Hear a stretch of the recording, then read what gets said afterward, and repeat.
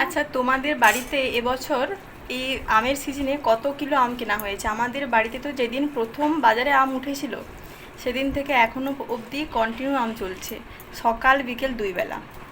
এই যে, আর প্রত্যেক দিন ভাতের শেষে আম তো থাকবেই। আমরা আম খেতে প্রচণ্ড ভালোবাসি, বিশেষ করে আমি আর আমার বাপি। আর বাজারে যেই আমটা সব থেকে বেশি মিষ্টি, সেটা যত দামি হোক না কেন, সেটা আমাদের বাড়িতেই আসবে। সেই জন্য খাওয়ার শেষে আম তো থাকবেই, আর টক দই থাকবে, যেটা আমার প্রত্যেক দিনের রুটিন। আমার টক দই শেষ পাতে না হলে আমার খাওয়া হয় না। আর তোমাদের বাড়িতে এবছর কত কিলো আম কেনা হয়েছে এই আমের সিজনে? কমেন্টে জানাও। আর কি কি রান্না হয়েছে দেখাচ্ছি আজকে। আর তো এখানে রয়েছে মাটনটা কালকেই রান্না হয়েছিল, আর অল্পখানি একটু রয়ে গেছে।